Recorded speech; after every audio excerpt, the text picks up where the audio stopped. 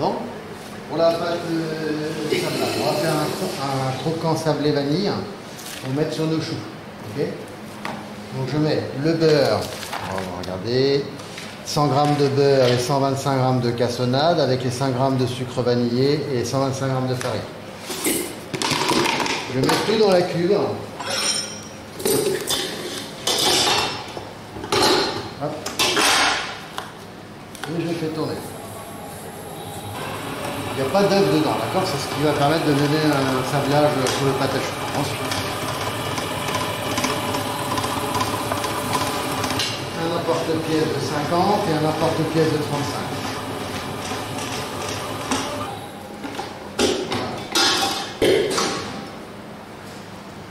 Je récupère.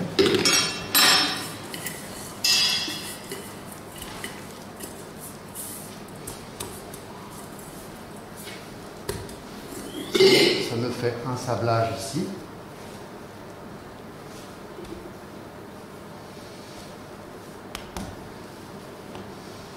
Je prends un tout petit peu. Et je prends une feuille ici.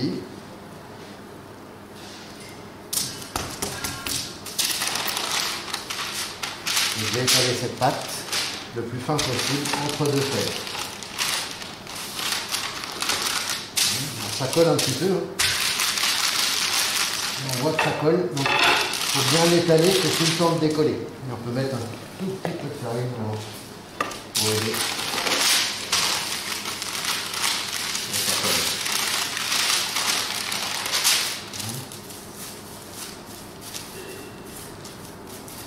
Un tout petit peu de farine, juste pour pas que ça colle de trop, il faut bien l'étaler.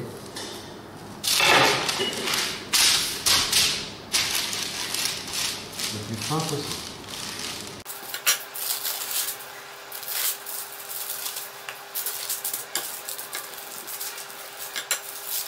Après, vous allez prendre, donc on va faire 3 individuels, donc on va détailler 3 ronds de 50, un ou deux de plus pour être sûr. Et puis on va faire 15 petits ronds, donc on va détailler 15 petits ronds de 35.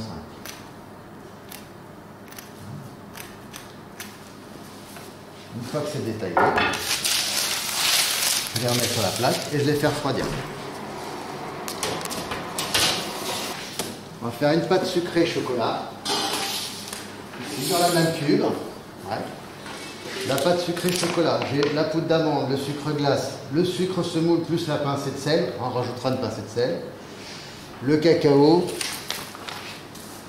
Et puis on a ici les œufs avec le beurre. Donc les 145 g de farine.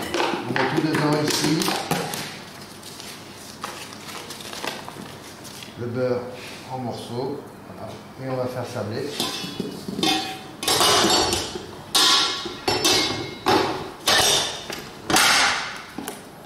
On fait un sablage. Ça pareil, attention, après le beurre il ne se colle pas trop à l'intérieur du crochet. Et on fait un sablage et on garde là. Je prépare un plastique ici pour mettre ma pâte.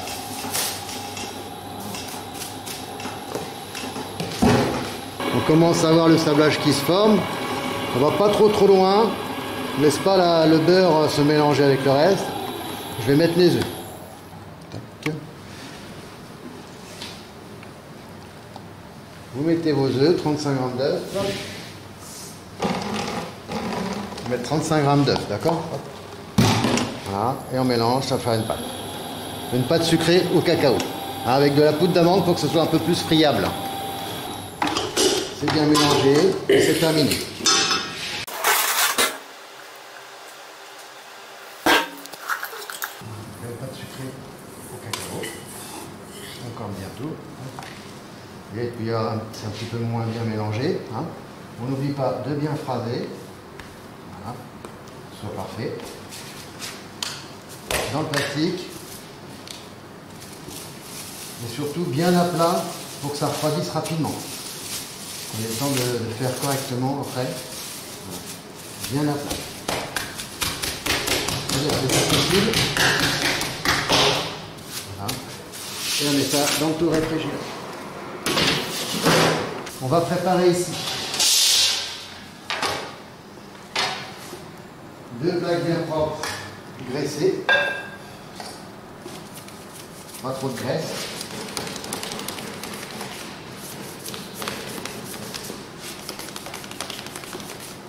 Alors, une plaque chacun pour pouvoir faire nos pâtes à choux. On fera 3 ronds de 50, on va faire 4 et 15 petits ronds de 35.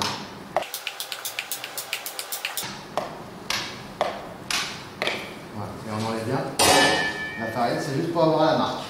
Ok, pas de farine, hein, c'est juste pour avoir la marque. On fera pareil ici. Ici, une plaque avec les cercles de 18 pour faire les tartes profiteroles. On prend un petit peu de beurre ici, bien graisser le cercle. On va graisser quand même. Un chacun. Les individuels pareil.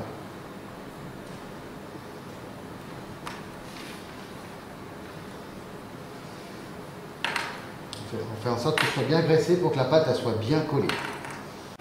On va faire une pâte à choux. Pour la pâte à choux, on met 250 g d'eau, les 110 g, vous mettrez 110 g de beurre, le sel, les 5 g de sel et les 5 g de sucre. On mettra de l'eau à la place du lait. Hein, on mettra un petit peu plus de beurre pour remplacer.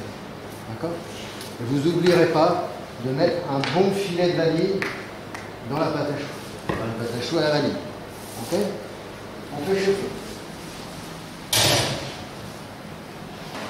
Il faut bien faire fondre le beurre avant de démarrer la pâte à choux. Hein, donc on démarre feu doux. Voilà, alors on peut faire autre chose, hein, préparer, etc. en attendant. Et là, il n'y a pas d'œuf à casser, tout est pesé. D'accord ? On mélange un petit peu, j'ai du sel, du sucre. Donc du coup, pour la cuisson, j'ai baissé la température pour pas qu'il y ait trop de coloration parce qu'il y a du sucre dedans. D'accord ? Donc là, une fois que c'est bon, on met à fond la caisse. Là, la recette, elle tombe juste, donc du coup, je vais juste mélanger et c'est fini. Hein, on ne va pas faire trop dessécher. On mélange, c'est bien lisse, on va débarrasser aussitôt.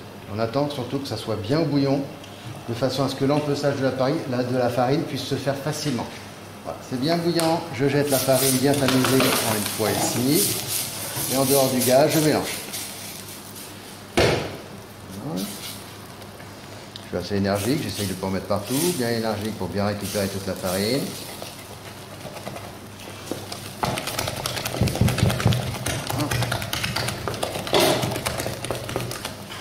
Vous voyez, le dessèchement il est instantané, hein, il y a tellement peu de quantité. La pâte à choux elle décolle bien de la casserole. Ouais, il n'y a pas de souci, il n'y a rien qui colle nulle part. Je débarrasse tout de suite ici dans la cuve du batteur. Rien dedans.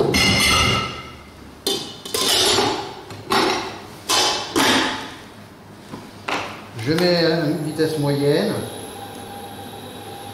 et je vais incorporer mes œufs progressivement. On réhydrate hein, l'amidon qui s'est bien ouvert à l'empessage et qui va pouvoir reprendre un petit peu d'eau. Pour finir de réguler, on va mettre un petit peu d'eau ici. Un tout petit peu d'eau, s'il y a besoin, on va rajouter un petit peu d'eau sur la fin. Là, je laisse tourner, je regarde la consistance, je vais mettre un tout petit peu d'eau, juste ça, un petit peu mou pour pouvoir mettre mon croquant. Il faut qu'il y ait de l'humidité pour que ça pousse bien le croquant. Si c'est trop sec, ça va avoir du mal à pousser. Voilà. Et donc la pâte, elle est superbe au ruban. Vous récupérez ici votre poche.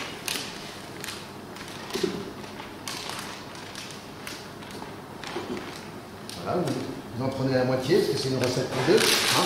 Chacun prend sa moitié. Une grosse douille. Voilà, douille numéro 13. Vous récupérez votre plaque chacun. Et on va dresser vraiment jusqu'à la marque bien bombée. Je le mets bien par-dessus. Je pousse, bien bombé. Jusqu'à la marque bien bombée. Ouais. Bien jusqu'à la marque.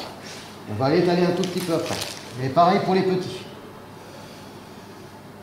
Bien bombé jusqu'au trait. On a fait des marques, comme ça nous aide. Il faut que vraiment que ce soit bien monté. On coupe bien la pointe faut qu'elle reste sur le haut.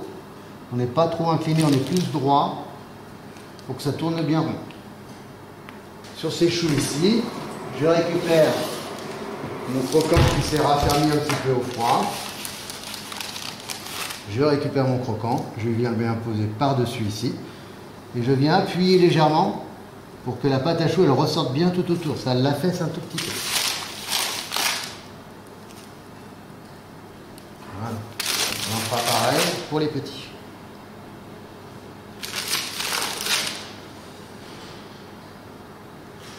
Pas trop appuyer, hein, faut pas être trop écrabouillé. On pose, bien centré par-dessus et on appuie légèrement. Et voilà. Bien centré, voilà, tout à peu près la même hauteur. Hop, je vais enfourner 180 degrés. Ok, environ 45 minutes. Ah, donc il faut quand même du temps. Et on ouvrira le bras sur la fin. Pour bien dessécher, voilà, 180 degrés. C'est quand même à la lumière, faut pas oublier. Ouais.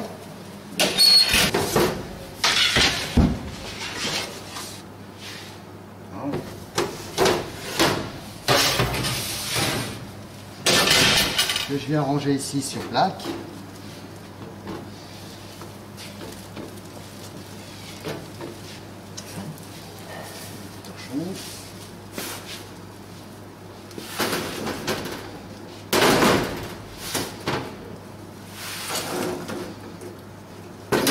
Je pense à essuyer le plaque. Faire refroidir ça pour le montage. Ok.